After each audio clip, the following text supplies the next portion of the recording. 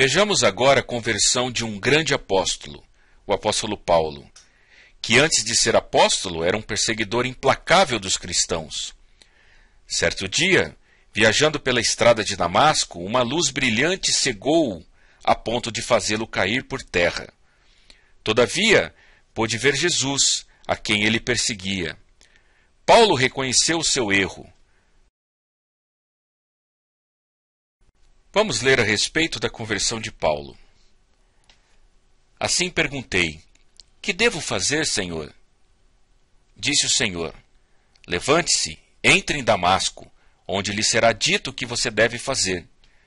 Os que estavam comigo me levaram pela mão até Damasco, porque o resplendor da luz me deixara cego.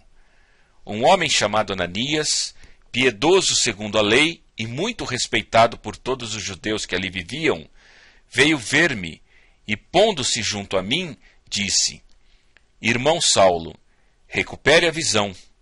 Naquele mesmo instante pude vê-lo. Então ele disse: o Deus dos nossos antepassados o escolheu para conhecer a sua vontade, ver o justo e ouvir as palavras de sua boca. E agora que estás esperando?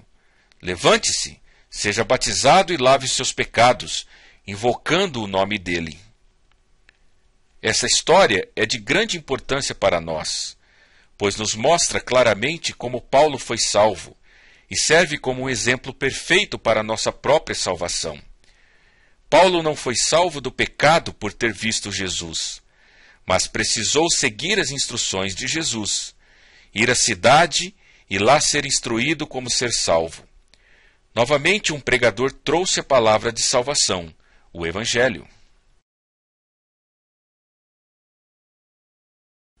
A passagem do filho pródigo ilustra perfeitamente o significado da salvação, pois este filho sentiu-se triste porque havia pecado contra o seu pai. O filho então teve uma mudança de vontade, de opinião e de atitude. Veja o que diz o Evangelho de Lucas, capítulo 15, verso 10 a 14. Eu lhes digo que da mesma forma há alegria na presença dos anjos de Deus por um pecador que se arrepende. Jesus continuou: um homem tinha 2 filhos. O mais novo disse ao seu pai: Pai, quero a minha parte na herança. Assim ele repartiu sua propriedade entre eles.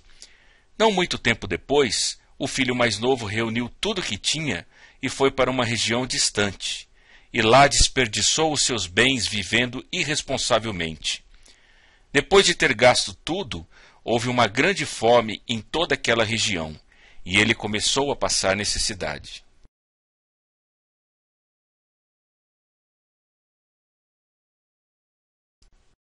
Por isso foi empregar-se com um dos cidadãos daquela região, que o mandou para o seu campo a fim de cuidar de porcos.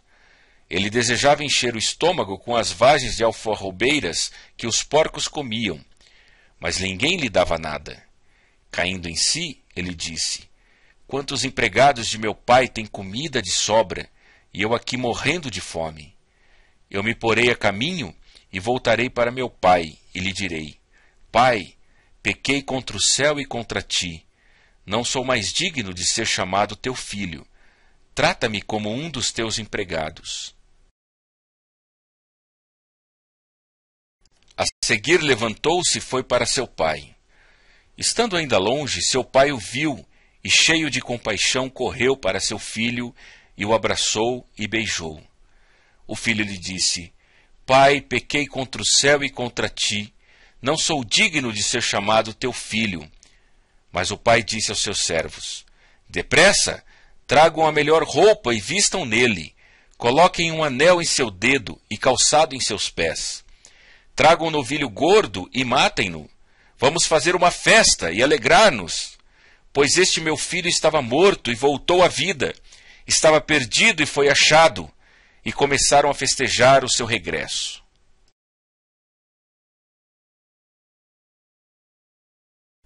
O filho pródigo passou por uma mudança de atitude, de disposição, que conduziu a uma mudança de vida.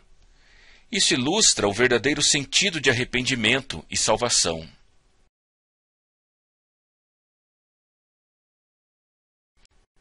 Já perguntamos nessa lição qual é a minha parte no eterno propósito.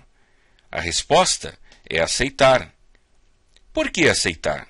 Porque somos pecadores e precisamos de salvação. Como aceitar? Entregando-se a Jesus. Agora chegamos à última pergunta. Quando devo aceitar a minha parte no eterno propósito?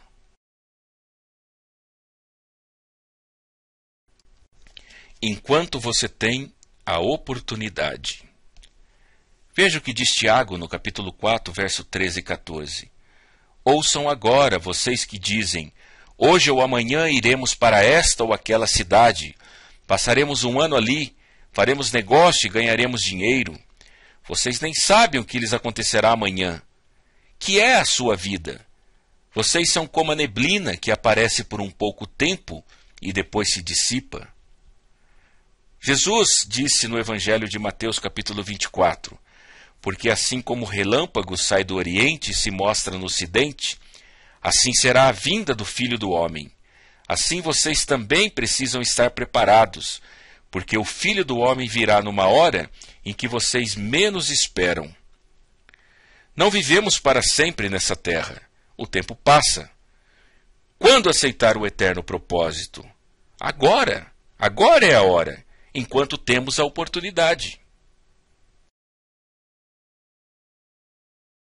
Sim, o tempo de nossas vidas e o tempo do mundo está acabando. Não viveremos para sempre nesta terra. O tempo passa. Quando devo aceitar o eterno propósito? Agora, enquanto temos a oportunidade.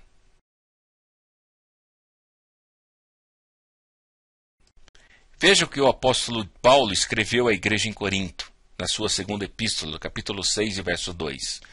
Digo-lhes que agora é o tempo favorável, agora é o dia da salvação. Também em Isaías, capítulo 55, verso 6, diz, busque o Senhor enquanto é possível achá-lo, clamem por ele enquanto está perto.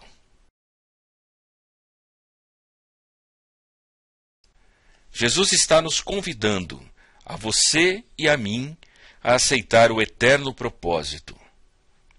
Venham a mim todos os que estão cansados e sobrecarregados, e eu lhes darei descanso, e vocês encontrarão descanso para as suas almas. Qual vai ser a sua resposta?